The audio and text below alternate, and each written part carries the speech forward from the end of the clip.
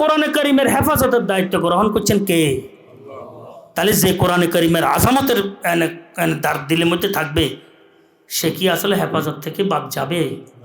বাদ যাবে না। যার মধ্যে আজামত নাই, সে কোরআন মাথার মধ্যে বান্ধি রাখলে লাভ হবে না, কিছু হবে না, হাফেজ হলে লাভ হবে না। তার এক বছর মধ্যে 30 পারা কোরআন হে শুনাইতে পারতেছে, কোনো ফায়দা হবে না। ওয়াল কোরআনু ইয়ালআনুহু, ওয়াল কোরআনু ইয়ালআনুহু, কোরআন তাকে অভিশাপ করে। প্রত্যেকটি মানুষ লক্ষ্যকে নির্ধারণ করা দরকার। লক্ষ্য নির্ধারণ করলে সহজ, লক্ষ্য নির্ধারণ না করলে যত মেহনত করে লাভ হবে না। এই কোন দিকে যান, তো এমনি চলিয়ে আর কি, তো এটা হয়তো পাগল হবে না, শিশু হবে।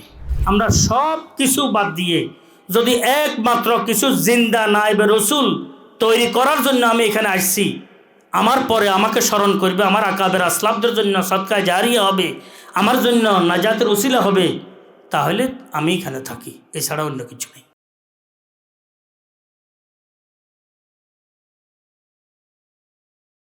সুবহানাকা লা ইলমা লানা ইল্লা মা আল্লামতানা ইন্নাকা আনতাল আলিমুল হাকিম।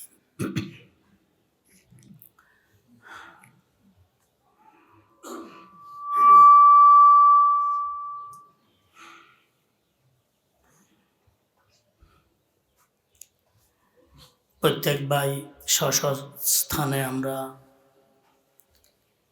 দ্বীনের খাদেম, বিশেষ করে মাদ্রাসার সাথে সম্পৃক্ত যারা আছি, তারা তো অবশ্যই দ্বীনের বড় ধরনের একটি খেদমতের দায়িত্বে আছি।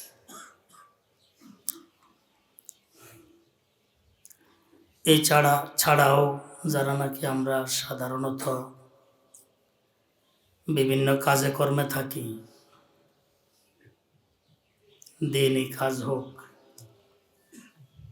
দেখতে দুনিয়ার কাজ হোক, আসলে একজন মুসলমানের সব কাজগুলাই দ্বীনি কাজ হয়। দেখতে যদিও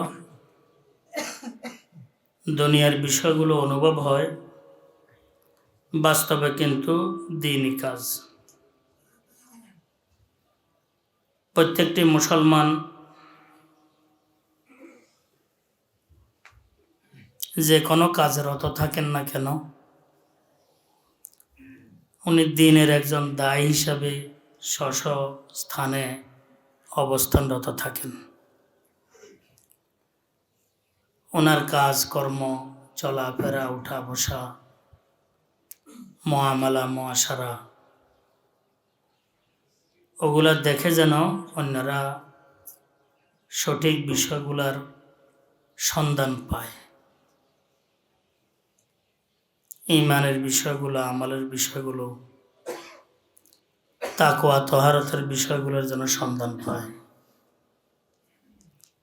প্রত্যেকটি ভাই এ মর্মে স্ব ব্যস্ততায় ব্যস্ত থাকা দরকার, এ নিয়তে। তাহলে প্রত্যেক ভাই আমরা দায়িত্বশীল, দ্বীনের দায়ী। দুনিয়ার কোনো কাজ আমাদের বাস্তবে নয়, সব কিছু আখিরাতের কাজ। দেখতে যদিও দুনিয়ার কাজ অনুভব হয়, কিন্তু বিষয়টি আখিরাতের।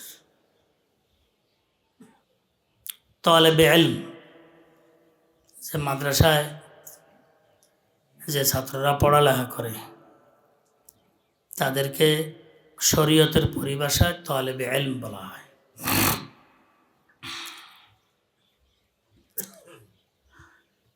আর আমলি লাইনে, আখলাকি লাইনে যারা মেহনত করে, সুফিয়া কেরামদের পরিভাষায় এদেরকে সালেক বলা হয়। তালেব আর সালেক শব্দ বেশ কম, মানা কিন্তু একই। কিন্তু গুরুত্বের কারণে ফোনের বিষয়টির একটাকে সুলুক বলা হয়, আর একটাকে তলব বলা হয়। গোড়া কিন্তু, মাফহুম কিন্তু একটাই।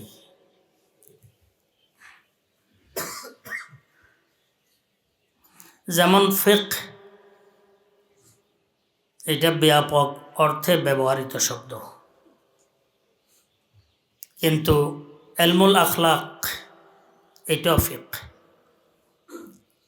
এই ফিকহের গভীরতার কারণে, গুরুত্বের কারণে এটাকে তাসাব্বুফের নামে নামকরণ করা হয়। ভিন্ন বিষয় নয়, এটা ফিকহের একটি অংশ। তো তলব যে বিষয়টি আছে, এই বিষয়টি ব্যাপক অর্থে ব্যবহৃত। জাহেরি এলেমের তালেব, বাতিনি এলেমের তালেব,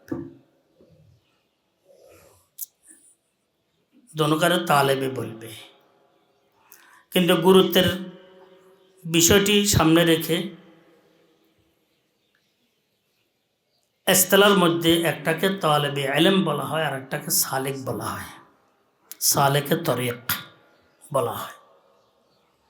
গুরুত্বের কারণে একটাকে ফিকহ বলা হয়, যদিও বেমানাল আম হয় কিন্তু উদ্দেশ্য খাস। আল মাসাইল আশ শারঈয়া আল ফরঈয়া আল মুস্তামবাতা মিনাল আদিল্লাহ, দলাইল থেকে যে মাসাইলগুলা ইস্তেমবাত করা হয়েছে, এই মাসাইলগুলোকে সাধারণত শরীয়ত বলা হয়, ফিকহ বলা হয়। কিন্তু ফিকহের আম অর্থ হলেও ইলমুল আখলাক যেটা আছে, ফিকহুল আখলাক, মারফাতুল আখলাক, এটাকে তাসাবুফের নামে নামকরণ করা হয়েছে। তাসাবুফ মানে সিধে সাদা চলাফেরা করা। একটা হচ্ছে শব্দের অর্থ, আর একটি হচ্ছে বাব অর্থ। বাব অর্থ হচ্ছে সিধে সাদা চলাফেরা করা। এখান থেকে সৌফ থেকে সুফিয়া কেরাম বলা হয়, যারা জাহের বাতেন নিয়ে সিধে সাদা চলাফেরা করে, ভিতরে যা আছে বাহিরে এগুলা সাধারণত প্রকাশ হইলে এতটুকু হয়, এর চাইতে বেশি হয় না।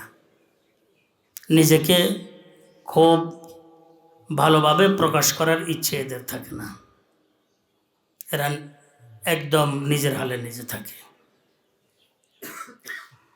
এমনি সাধারণত সুফিয়া কেরামদের মধ্যে একটি কথা আছে, ওই ব্যক্তি সাহেবে নেসবত, যে ব্যক্তি আর আওয়ামের মাঝে দৃষ্টির দিক দিয়ে কোনো ব্যতিক্রম কিছু থাকে না, এটাকে সাহেবে নেসবত বলা হয়েছে।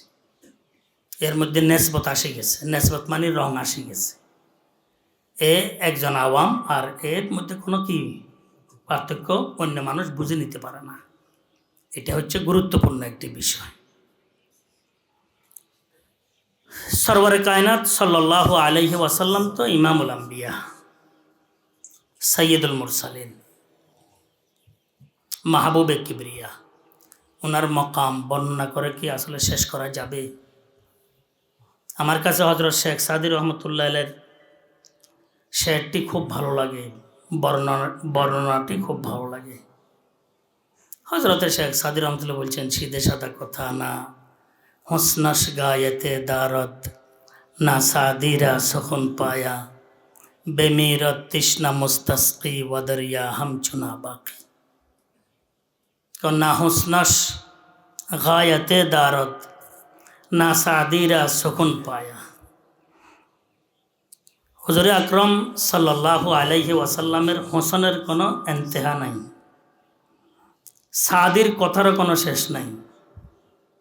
সাদি বলতে আছে, সাদি তো কথক, তাত্ত্বিক কথক। সাদি রহমতুল্লাহ বড় চালাক বুজুর্গ ছিলেন। বেমিরত তৃষ্ণা মুস্তাসকি ওয়াদরিয়া হাম চুনা বাকি। মুস্তাসকি এক ধরনের রোগী, সে যেরকম নদীর পাশে ওই পাখি পান করতে থাকে, আর কানের সেখান দিয়ে ফুটা থাকার কারণে পানির পিপাসায় কাতর, পান লাগাতার করতেছে, কিন্তু ওই পানিগুলা বাইরে চলে যেতেছে। হ্যাঁ, এটা চাপ দিলে ভিতরে যায় না, কোনখান দিয়ে বাইরে যায়, কানের ওইখান দিয়ে বের হয়ে যায়। এটাকে মুস্তাসকি বলা হয়। এর পিপাসা কখনো নিবারণ হয় না। সব সময় পানি খাচ্ছে, কিন্তু পানি পান করে লাভ কি? পানিগুলো তো বেরো যাচ্ছে আরেক জায়গা দিয়ে, কিন্তু এই পিপাসা কখনো কি? আর নদীর পানিও কি এক ফোঁটা কমে? কারণ যা টানছে ওইটা আবার যায় নদীতে পড়ছে।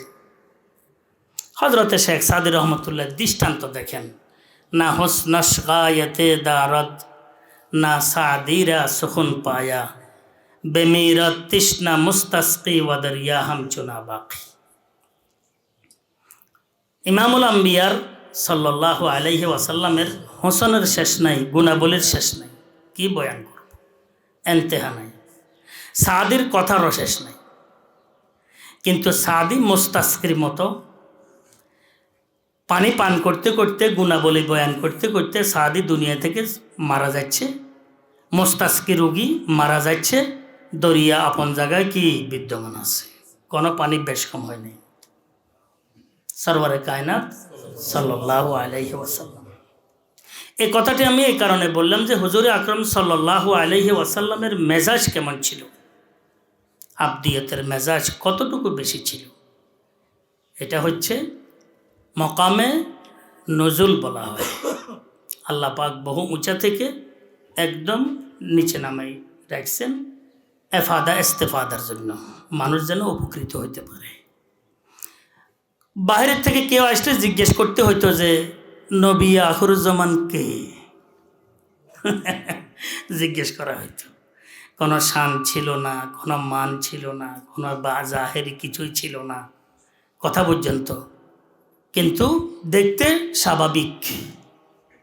আর মকাম কতটুকু, না হোসনাস গায়াতে দারত না সাদিরা সখন পায়া বেমিরত তৃষ্ণা মুস্তাসকি ওয়াদরিয়া হাম চুনা বাকি। আমার কাছে লাগে যে হযরত শেখ সাদি রহমতুল্লাহ এই শেয়ারের কারণে আল্লাহ পাক মাফ করে দিবেন, অন্যগুলো তো আছেই। এমন একটি কি হুজুরে আকরাম সাল্লাল্লাহু আলাইহি ইসলামের ব্যাপারে এমন একটি শেয়ার করছেন, আল্লাহ আমরা পছন্দ করতেছি, আমাদেরকে ক্ষমা করে দিও। শুনতেছি বলতেছি, আমাদেরকে ক্ষমা করে দিও। তো হুজুরে আকরাম সাল্লাল্লাহু আলাইহি ইসলামের কতটুকু আল্লাহ পাক বন্দা বান্দীদের জন্য মকামে তানাজ্জুল, এটা সুফিয়া কেরামদের একটি পরিভাষা। মকামে কি তানাজ্জুল, ছিলেন কোথায়, কে উনি, ওনার তারিফ করে কেউ শেষ করতে পারবে না, কথা বলছেন তো, সম্ভব না। কি তারিফ করবি, তারিফের জন্য একটু মারেফত তো লাগে, এতটুকু মারেফত তো আমাদের কি কিচ্ছু নাই। আল্লামা বসরি রহমতুল্লাহ বলছেন শেষ সিদ্ধান্ত আমার, আন্নাহু বাশারুন, আন্নাহু বাশারুন, উনি একজন মানুষ, কিন্তু ওনার প্রশংসা করে আমি শেষ করতে পারবো না। আবার হযরত শেখ সাদি রহমতুল্লাহ আরেকটা বাণীও আছে, সেটা হচ্ছে বাদাস খোদা বুজুর্গ তুই কিসা মুখতাসার। দেখছেন, চিন্তা করেন তো কি সুন্দর বিষয়টি, বাদাস খোদা বুজুর্গ তুই কিসা মুখতাসার। জি, আমি এত লম্বা কথাবার্তা কি বুঝাবো যে আল্লাহর পরে যদি কোনো মকামে কেউ থাকেন তো আপনিই তো আছেন, আর কেউ নাই। বাদাস খোদা বুজুর্গ তুই কিসা মুখতাসার। তো হুজুরে আকরাম সাল্লাল্লাহু আলাইহি ইসলামের মকামে নুজুল কতটুকু চিন্তা করি দেখেন, একদম সাধারণ মানুষের মতো চলাফেরা। কিতাবের মধ্যে লেখে হুজুরে আকরাম সাল্লাল্লাহু আলাইহি ওয়াসাল্লাম যখন হিজরত করে মদিনা মুনাওয়ারা গিয়েছেন, মদিনা মুনাওয়ারা তো হুজুর সাল্লাল্লাহু আলাইহি ওয়াসাল্লামের হিজরতের পূর্বে বুড়ারা, যুবকেরা, শিশুরা সবাই কাতার ধরে থাকতেন। বিকাল হলে আবার সবাই ঘরে ঢুকে যেতেন। সকাল হইতে অপেক্ষামান, বিকাল হয়েছে সবাই আবার কি ঘরে ফিরে যেতেন। কে এই মেহমান নবিয়া আখিরুজ্জামান, ইমামুল আম্বিয়া, ইমামুল সৈয়দুল মুরসালিন, মাহবুবে কিবরিয়া, সাহেবে মেরাজ শরীফ। আরে কত বড়, এখন কি শেষ করা যাবে? কবে আসতেছেন, কবে আসতেছেন? হিজরতের ঘটনা তো বিস্তারিত একটি ঘটনা। যখন সেখানে গেছেন, যাওয়ার পর পৌঁছছেন, তো সিদ্দিক আকবর রাদিয়াল্লাহু তাআলা আনহু পাশে ছিলেন, সাথে ছিলেন। সিদ্দিক আকবর রাদিয়াল্লাহু তাআলা আনহু কি সাথে ছিলেন, এগুলো আপনার জানা আছে। মানুষ আসি দেখতে সিদ্দিক আকবর রাদিয়াল্লাহু তাআলা আনহুকে একটু বয়স্ক অনুভব হইতো। হুজুরে আকরাম সাল্লাল্লাহু আলাইহি ইসলামকে একটু কম বয়সের অনুভব হতো, কারণ হুজুর সাল্লাল্লাহু আলাইহি ওয়াসাল্লামের দাড়ি ইত্যাদি সাদা হয়েছে বহু দেরিতে। 63 বছর বয়সে দুনিয়া থেকে চলে গেছেন, বলছেন দাড়ির মধ্যে তিনটা চারটার বেশি পাকা দাড়ির মধ্যে দেখা যায় নাই হুজুরে আকরাম সাল্লাল্লাহু আলাইহি ওয়াসাল্লাম। তো সিদ্দিক আকবরকে দেখতে একটু কি বয়স্ক অনুভব হইত। সবাই আসে সিদ্দিক আকবরের সাথে মুসাফা করতেছেন, মনে করছেন ইনি নবী আর উনি খাদেম, পরিচয় তো কারোর সাথে নাই। আসছে নবী আখিরুজ্জামান, মদিনা আলোকিত হয়েছে, মদিনার ধুলি বালু হীরকখণ্ডে পরিণত হয়ে গেছে। হ্যাঁ জি, এখন আসি সিদ্দিক আকবরের সাথে সবাই মুসাফা করতেছে। সিদ্দিক আকবর রাদিয়াল্লাহু তাআলা চিন্তা করলেন, আমার মাহবুবের কষ্ট হবে যদি মাহবুবের সাথে মোলাকাত করে, তো আমার সাথে মোলাকাত হোক, পরে দেখা যাবে। সিদ্দিক আকবরের কোনো কৃপণতা নাই, সবার সাথে একবারে মুসাফা করছে, মুসাফা করি মানুষ যাইতেছে। আসলে চিনতে পারেন নাই সরওয়ারে কায়নাত তো উনি, যদিও মুসাফা হয়েছে কার সাথে? হুজুরে আকরাম সাল্লাল্লাহু আলাইহি ওয়াসাল্লাম লোকালয়ের মাঝখানে হাঁটতেন, সামনে হাঁটতেন না, পিছনে বিশাল দল, বুঝেন না, একবারে সানে মানে সাধারণত কি হাঁটতেন না, মাঝখানে। কেউ বলতে পারতো না যে মান হুয়া রাসূলুল্লাহ,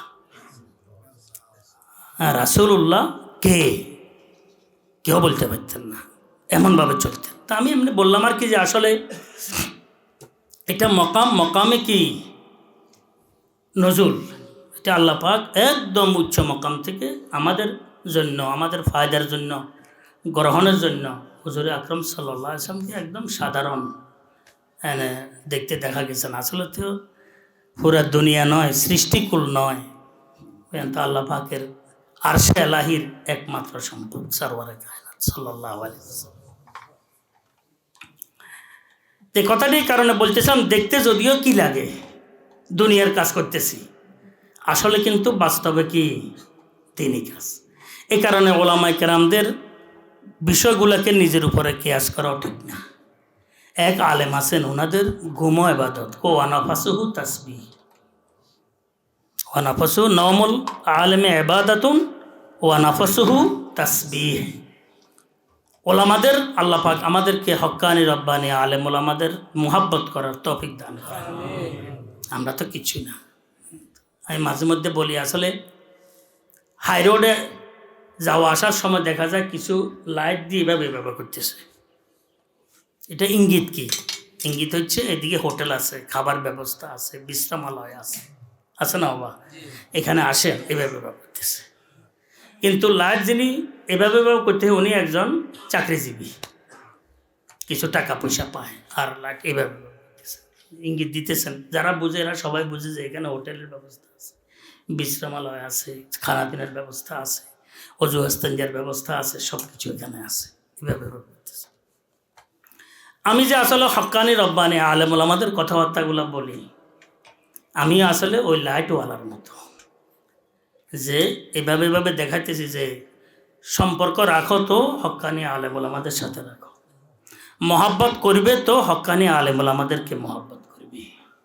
এখানে সব কিছু আছে, সব কিছু কি আছে। হযরত রহমতুল্লাহ আলাইহি একটি দোয়া পড়তেন।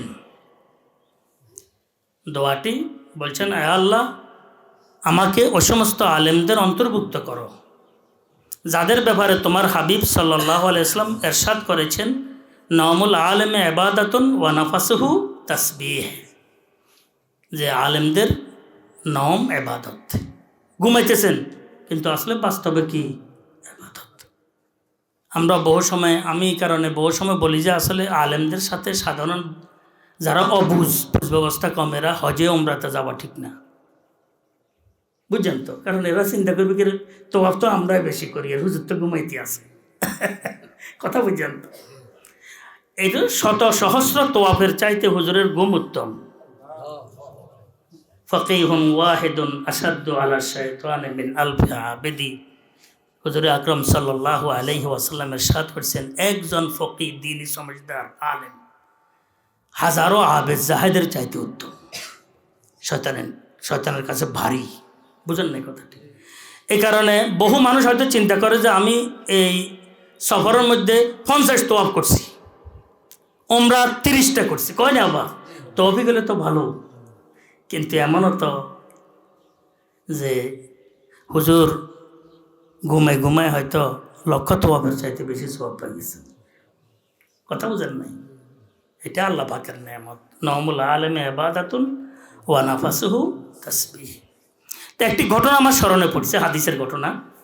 3 ব্যক্তি হুজুরে আকরাম সাল্লাল্লাহু আলাইহি ওয়াসাল্লামের ফজিলত, মর্যাদা, মকাম ইত্যাদি শ্রবণ করার পর 3 ব্যক্তি খোঁজখবর নেওয়ার জন্য কি আসছে। সাহাবা কেরামদের মধ্যে 3 জন, যে হুজুর সাল্লাল্লাহু আলাইহি ওয়াসাল্লাম রাত্রিকালীন কী আবাদত করেন, দিনে কী আবাদত করেন, একা একই কী আবাদত করেন। এটা পরিবাররা তো সবচেয়ে বেশি জানে।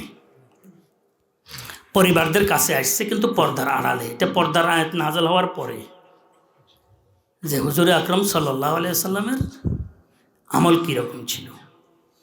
ওনার মকাম তো হচ্ছে সবচেয়ে আলা, সবচেয়ে বালা, আর ফহমত সমাজের ঊর্ধ্বে মকাম। ফালাম্মা উখবিরু বিহা কান্নাহুম তাকাল্লুহা। যখন হুজুরে আকরাম সাল্লাল্লাহু আলাইহি ওয়াসাল্লাম কি করতেন, কি রাত্রিকালীন, দিবাকালীন, একা একই, শেষ রাত্রে, শুরু রাত্রে, যখন এই সব বিষয়গুলা পরিবারের পক্ষ থেকে ওনাদেরকে জানানো হয়েছে, কান্নাহুম তাকাল্লুহা, ওনারা এটাকে কম অনুভব করছেন। তো এটা তো কম, এটা কি কম। তা আমরা যতটুকু ধারণা করি আসছি আসলে এতটুকু নয়, কিন্তু ধারণার চাইতে কি কম। কান্নাহুম তাকাল্লুহা, তাকাল্লুহা কই আবার এমন বলতেছেন না যে আসলে আমরা যা ধারণা করছি এমন নয়, কি হইল ঘটনা, বাইরে একটা ভিতরে একটা, কিরে একটা, এমন নয়। ওনারা এই কান্নাহুম তাকাল্লুহা কম মনে করার পর যে উক্তিটি পেশ করছেন, সে উক্তিটি হচ্ছেন আইনা নাহানু মিনান নবী সাল্লাল্লাহু আলাইহি ওয়াসাল্লাম ওয়াকাদ গাফারাল্লাহু লাহু মা তাকদ্দামা মিন যামবিহি ওয়া মা তাআখার। আরে আমরা হুজুর সাল্লাল্লাহু আলাইহি ওয়াসাল্লামের আমলের ব্যাপারে আমরা কম আর বেশ চিন্তা করার কি বিষয়। আমরা হুজুর সাল্লাল্লাহু আলাইহি ওয়াসাল্লাম আমাদের সাথে নেসবতে কি, তুলনায় কি? হ্যাঁ, ওয়াকাদ গাফারাল্লাহু লাহু মা তাকদ্দামা মিন যামবিহি ওয়া মা তাআখার। আগের পরের সব গুনাহ তো আল্লাহ পাক ক্ষমা করে দিয়েছেন। তাহলে আমাদের কোনো আগে পরের গুনাহ কি করেন না, আল্লাহ পাক ক্ষমা করেন না। তাহলে ওনার সাথে আমাদের তুলনা কি? ওনার কি বেশ না কম? যা করতেছেন এটাও তো বেশি। তো এই মর্মে আরেক হাদিসের মধ্যে ভাবা যায়, এক সাহাবী আরজ করছেন, ইয়া রাসূলুল্লাহ, আপনার তো সমস্ত গুনাহ আল্লাহ পাক ক্ষমা করে দিয়েছেন, মা তাকাদ্দামা মিন যামবিকা ওয়া মা তাআখার, এত ইবাদত কেন করেন আপনি? হ্যাঁ, ভুলে যায়, তেলাওয়াতের শেষ নাই, রাত্রিভর জাগ্রহ থাকেন, রমজান আসলে তো আর কোনো কথাই নাই। হুজুরে আকরাম সাল্লাল্লাহু আলাইহি ওয়াসাল্লাম উত্তর দিয়েছেন, আফালা আকুনা আবদান শাকুরা, যে আমাকে আল্লাহ পাক এত নেয়ামত দান করছেন, আমার সমস্ত গুনাহগুলা ক্ষমা করে দিয়েছেন, যে আমি কি আল্লাহ পাকের শুকরগুজার বান্দার হইতে কি ইচ্ছুক না? আমি আল্লাহ শুকর আদায় করতেছি। আমরা যাদেরকে আল্লাহ পাক লেবাসে, পোশাকে, সুরতে, শিকলে হুজুরে আকরাম সাল্লাল্লাহু আলাইহি ওয়াসাল্লাম, হযরতে খুলাফায়ে রাশিদিন, সাহাবায়ে কেরাম রিদওয়ানুল্লাহ আলাইহিম আজমাইন, আকাবের আসলাফদের সাথে একটু মিল দেয়ার তৌফিক আল্লাহ পাক আমাদেরকে দান করছেন, মিল গ্রহণ করার তৌফিক আল্লাহ পাক দান করছেন, জাহেরিভাবে বাতিনিভাবে। আমরাও তো একটু ইবাদত বাড়াই দেওয়া দরকার। আফালা আকুনা আবদান শাকুরা। আল্লাহ আমাদেরকে তুমি তৌফিক দান করো, কমাস কম নিজের মকাম, নিজের লাজ রক্ষার্থে, লেবাসের লাজ, নিজের পোশাকের লাজ, নিজের জাহেরি বিষয়গুলো মানুষের সামনে আমাদের অবস্থানের বিষয়গুলো, আকিদতের বিষয়গুলো, এতেকাদ এতেমাদের বিষয়গুলো সামনে রেখে আমরা তো আল্লাহ পাকের শুকর আদায় করা দরকার। বহু কিছু ইচ্ছে হলেও আমরা ছাড়া দরকার, গুনাহ হলে বহু কিছু ইচ্ছে না হলেও করা দরকার যদি করণীয় হয়, যেন দুর্বলতা আমাদের মধ্যে না থাকে। আল্লাহ তৌফিক দান করেন। তো আমি আপনাদের খেদমতে অনুরোধ করতেছিলাম যে আসলে তিনজন সাহাবীর মধ্যে ওনারা মন্তব্য করলেন যে আইনা নাহানু মিনান নবী সাল্লাল্লাহু আলাইহি ওয়াসাল্লাম গাফারাল্লাহু লাহু মা তাকদ্দামা মিন যামবিহি ওয়া মা তাআখার। সব গুনাহ তো আল্লাহ ক্ষমা করে দিয়েছেন। আমরা আর ওনাদের মাঝে কী তুলনা হতে পারে? তিনজন আবার বসে বসে সেখানে একজনে নিজের প্রতিজ্ঞা প্রকাশ করলেন যে আমি আজকে হইতে লাগাতার রোজা রাখবো, ও আলাম উফতির, আর আমি কখনো রোজা ভাঙবো না, লাগাতার রোজা রাখবো, যে সমস্ত দিনে রোজা রাখা হারাম ওগুলো ছাড়া।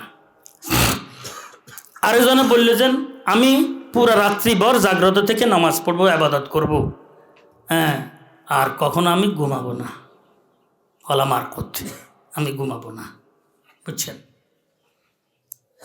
আরেকজনে নিজের উক্তি প্রতিজ্ঞা পেশ করলেন যে আমি পুরা জীবন একাকী থেকে, বিবাহ শাদী থেকে দূরে থেকে আমি নিজেকে আবাদতের সাথে দিবারাত্রি আমি মাশগুল রাখবো, কখনো বিবাহ শাদী করবো না, কারণ এটার দ্বারা ঝামেলা বাড়ে, পা বাড়ে, তো পা বাড়লে কি ঝামেলা বাড়ে, হাজাত বাড়ে, পেরেশানি বাড়ে। তিনজনে বসে বসে সেখানে কি করলেন? প্রতিজ্ঞা করলেন। এমত অবস্থা হুজুরে আকরাম সাল্লাল্লাহু আলাইহি ওয়াসাল্লাম ঘরে তশরিফ নিয়ে আসছে। তো পরিবারের আম্মা জানরা কেউ হুজুর সাল্লাল্লাহু আলাইহি ওয়াসাল্লামকে বললেন যে ইনারা আসছেন, আসি আপনার আমলের কথা জিজ্ঞেস করছেন, আপনার আমলের কথা শুনে ওনারা কম মনে করছেন এবং এই উক্তি প্রকাশ করছেন, আর এরা নিজেরা একটা প্রতিজ্ঞাবদ্ধ হয়েছেন। হুজুরে আকরাম সাল্লাল্লাহু আলাইহি ওয়াসাল্লাম তশরিফ আনছেন, আনি বললেন যে আনতুমুল্লাযীনা, হ্যাঁ তোমরা কি ওরা যারা নাকি এইভাবে বলছো, তোমরা ওরা? জি হ্যাঁ আমরা ওরা। হুজুরে আকরাম সাল্লাল্লাহু আলাইহি ওয়াসাল্লাম বলছেন আল্লাহর কসম, আমি তোমাদের চাইতে আল্লাহকে বেশি ভয় করি, আল্লাহর তাকওয়া আমার দিলের মধ্যে সবচেয়ে বেশি। বুঝছেন তো, আল্লাহর কসম, আল্লাহর তাকওয়া আমার দিলের মধ্যে তোমাদের চাইতে কি বহু বেশি, আল্লাহর কসম। কিন্তু ইয়াদ রাখিও, আমি রাত্রিভর ঘুমাইয়া নামাজও পড়ি, আমি রোজাও রাখি, ইফতারও করি, মানে রাখিও না, আমি বিবাহ শাদিও করছি। হ্যাঁ জি, আমার রাগিবে আনসন্নাতি ফলাইসা মিন্নি, আমার তরিকে হচ্ছে আসল তরিকা, এটার বিপরীতে যে যাবে সে আমার উম্মতের অন্তর্ভুক্ত হবে না। কথাটি বুঝাইতে পেরেছি। অর্থাৎ আমাদের লাগাতার ইবাদতের দ্বারায় আমরা নিজেরা যেন এটা মনে না করি যে আমরা বহু কিছু উপরে উঠে গেছি, কিছু না। একজন মানুষ একটি গুণ তার মধ্যে আছে, এই গুণের কারণে আল্লাহ পাক তাকে উপরে উঠেছেন।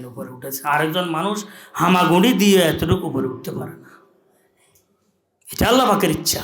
সব কিছু তো আল্লাহ পাক জানেন, বর্তমান জানেন, অতীত তো জানেন, আগামীর জানেন, তাহলে সেখানে আল্লাহ পাকের কি ইচ্ছা।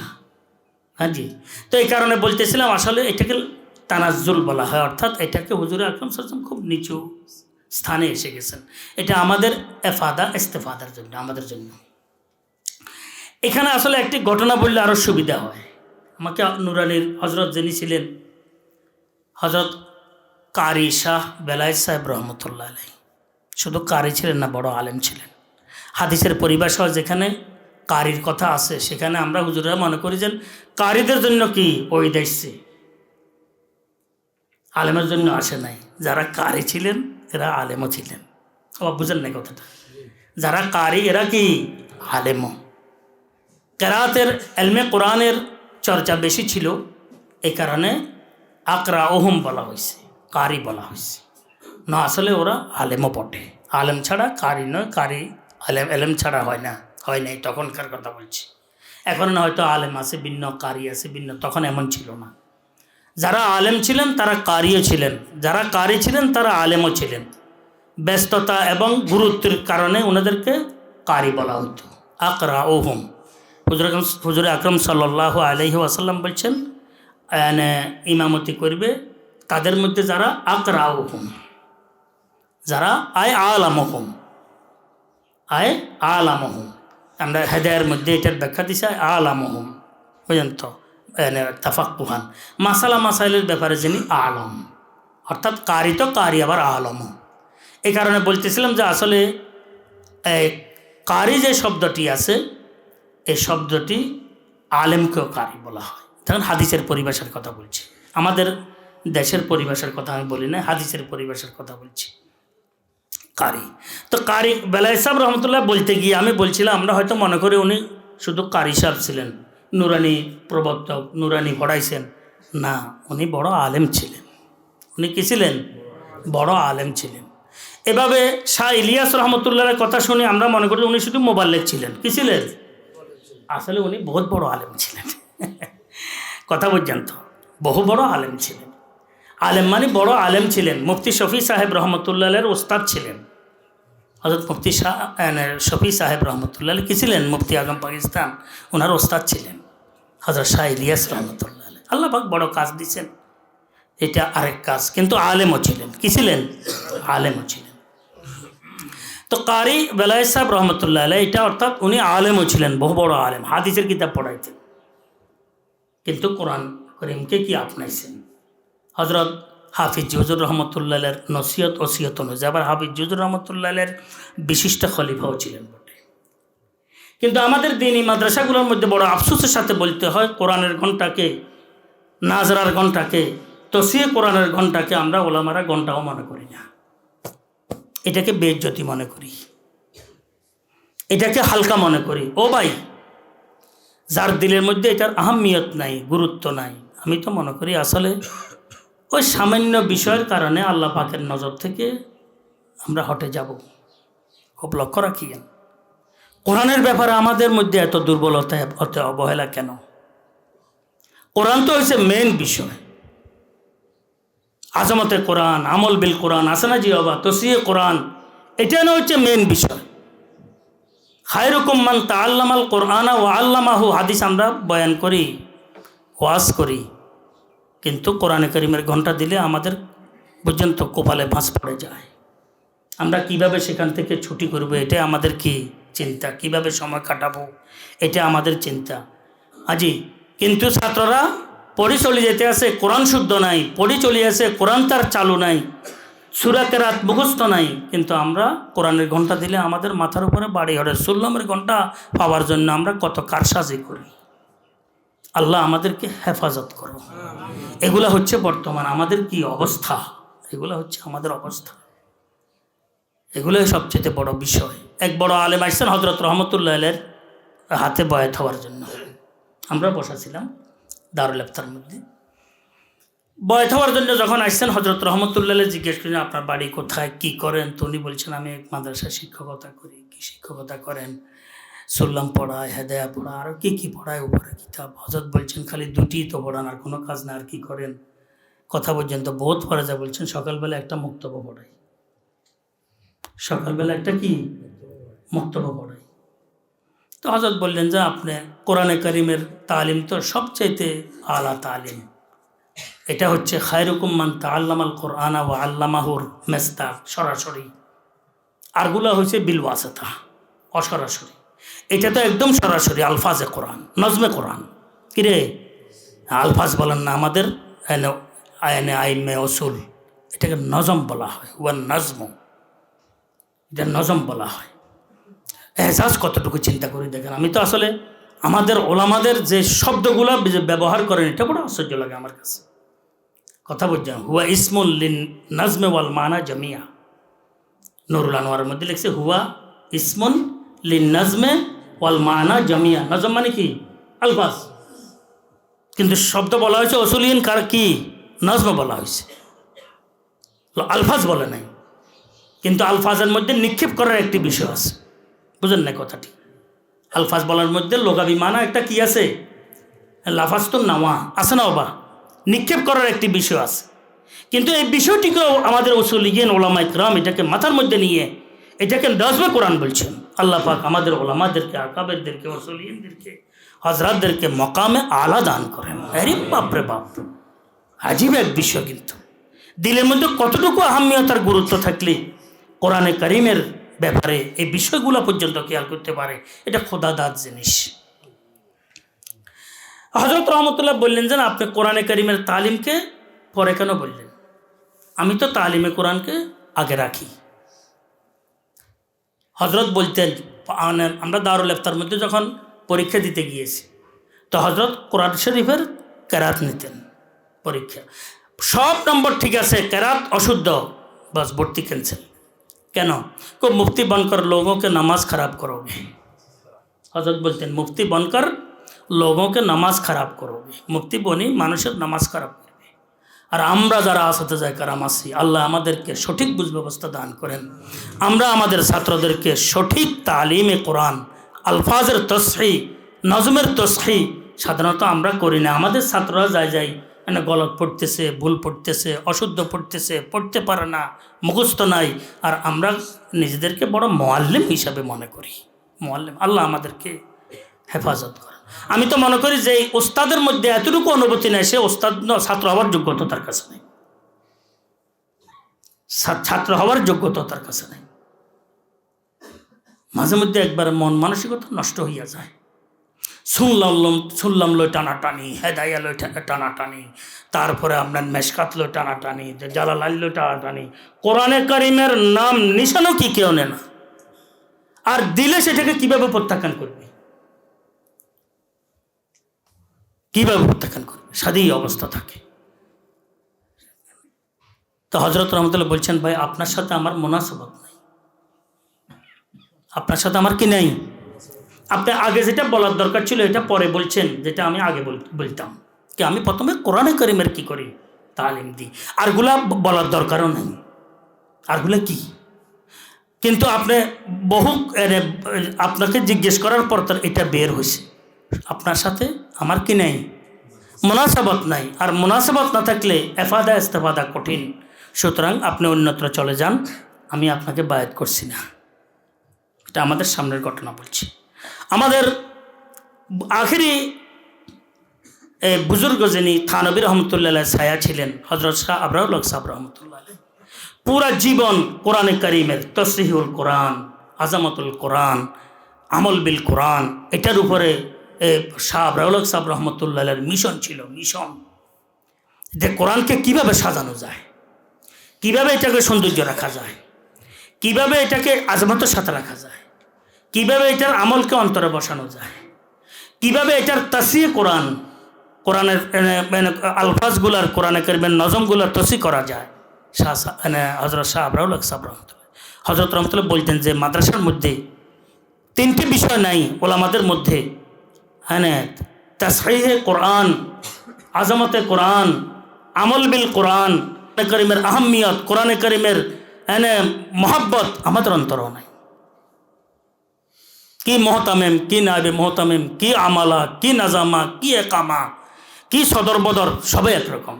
হ্যাঁ, শুধু কে শেখুল হাদিস হবে, কে শেখুল তাফসির হবে, কে শেখুল মান্তেক হবে, কে শেখুল মাকুল হবে, কে শেখুল ফজলিয়াত হবে, কে শেখুল পর্যন্ত হাজিলামি হবে, শুধু এটাই চলে, আর কিছু নেই।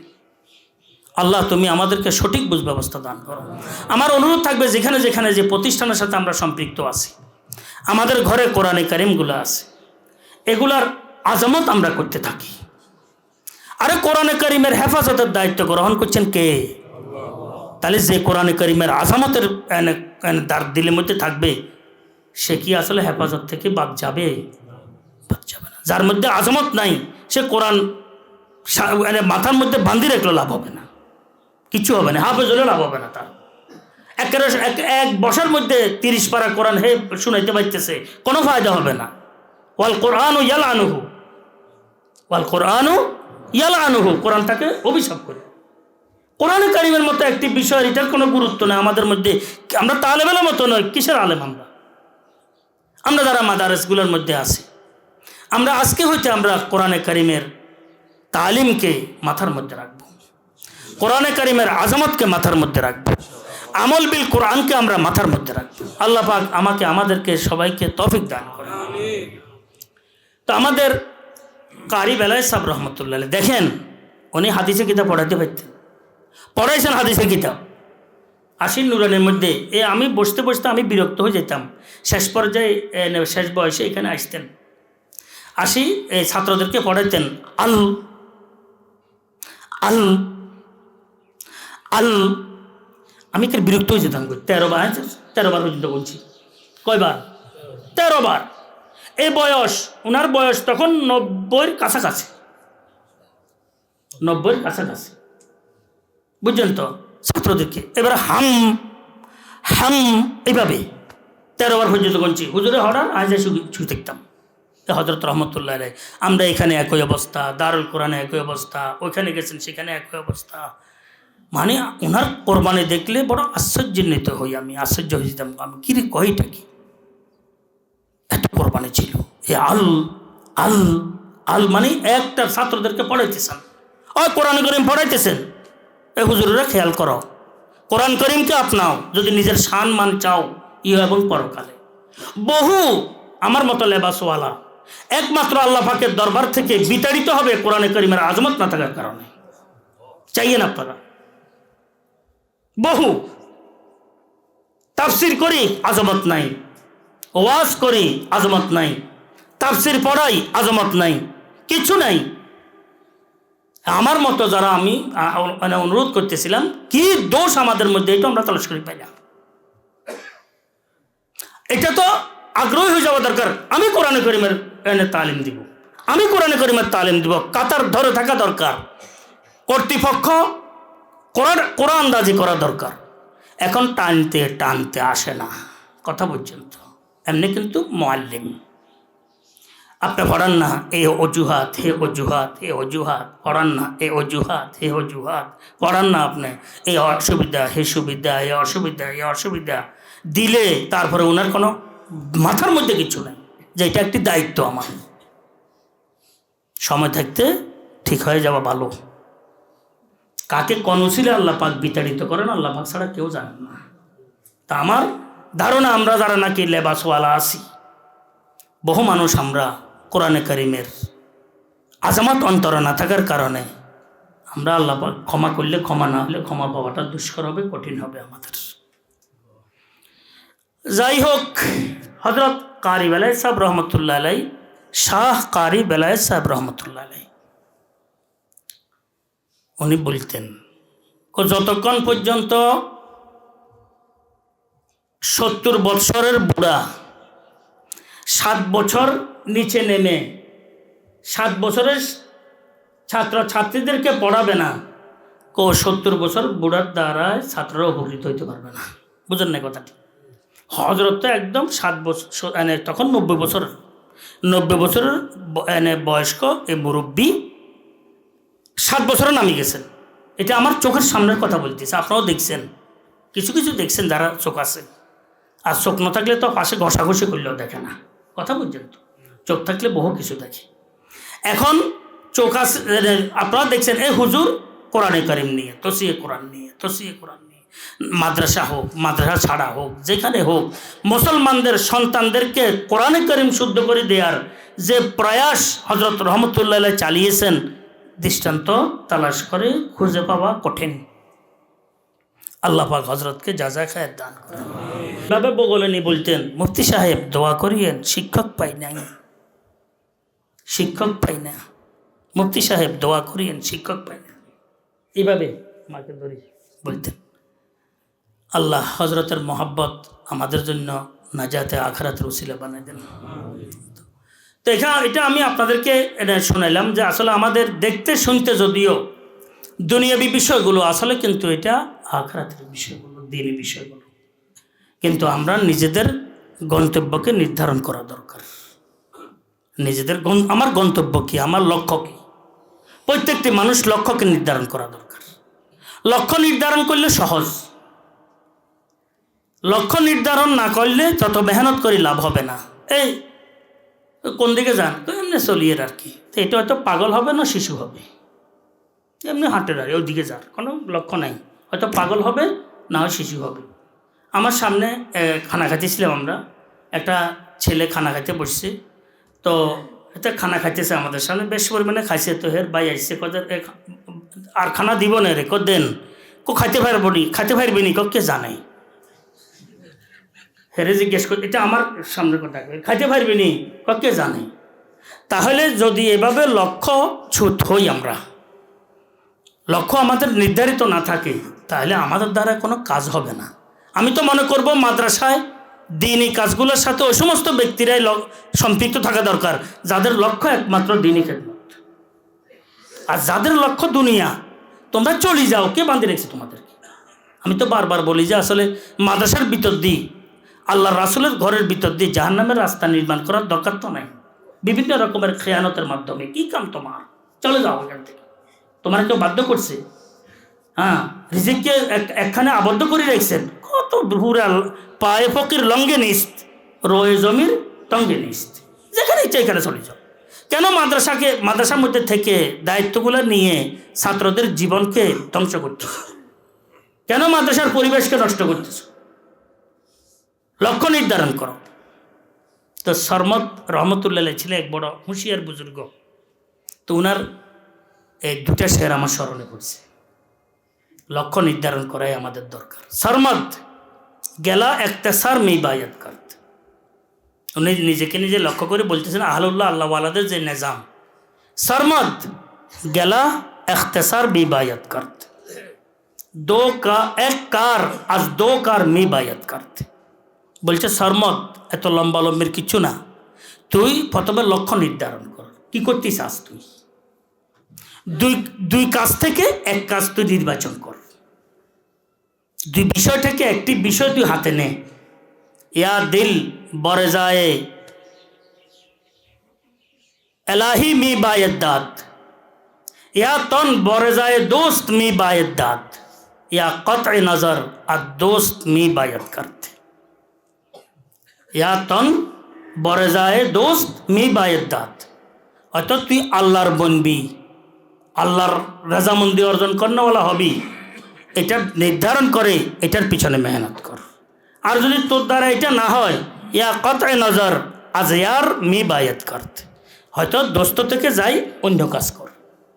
তা আমি আপনাদের খেদমতে আজকে এটা আলোচনা করতেছিলাম আসলে যে আমাদের সবচাইতে যে বিষয়টি, সে বিষয়টি হচ্ছে আমাদের দাদাই বলছে বান্দদান বানতে আসে ও দাদান, বানতে আসি ও দাদান। আমরা যারা নাকি সরাসরি কথা বলতেছি আর কি, কেউ নারাজ হইয়েন না, যারা নাকি দুনিয়ার ফিকিরে থাকি, দুনিয়ার ফিকিরে মত্ত থাকি, আমার এটা দরকার, এটা দরকার, ওটা দরকার, এইভাবে করা দরকার, এইভাবে করা দরকার, তো আমরা মাদ্রাসা না থাকি। দিনের খেদমতের আরও বহু শাখা প্রশাখা আছে। কারণ এই সমস্ত ওস্তাদদের থেকে যদি ছাত্ররা পড়ে, ও ছাত্ররা এইভাবে হয়, ওই মানসিকতার হয়। আমরা সব কিছু বাদ দিয়ে যদি একমাত্র কিছু জিন্দা নায়েবে রসুল তৈরি করার জন্য আমি এখানে আসছি, আমার পরে আমাকে স্মরণ করবে, আমার আকাবের আসলাফদের জন্য সদকায়ে জারিয়া হবে, আমার জন্য নাজাতের উসিলা হবে, তাহলে আমি এখানে থাকি, এছাড়া অন্য কিছু নেই। কথাটি বুঝাতে পেরেছি আমি? জি, যেখানে থাকি আমরা লক্ষ্যকে নির্ধারণ করব। আমি পাইতেছি না, কোনো আল্লাহওয়ালা আহলুল্লাহর সাথে সম্পর্ক রেখে নিজের সমস্ত অবস্থাগুলো জানিয়ে চলার চেষ্টা করব। এটাও আমার ভাগ্যে নাই, তো আমি এখানে থাকবো না, অন্যদিকে চলে যাব। অসুবিধা কি আছে? ফরজ তো ওয়াজিব তো কিছু না।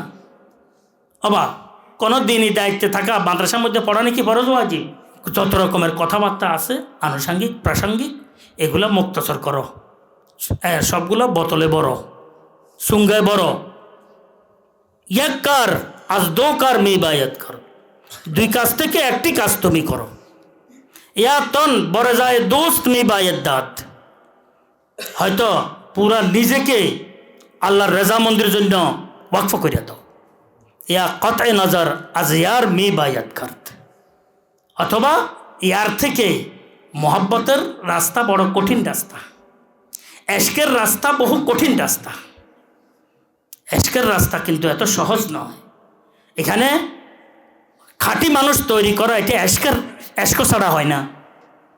এখানে কোরবানি দেওয়া ছাড়া হয় না।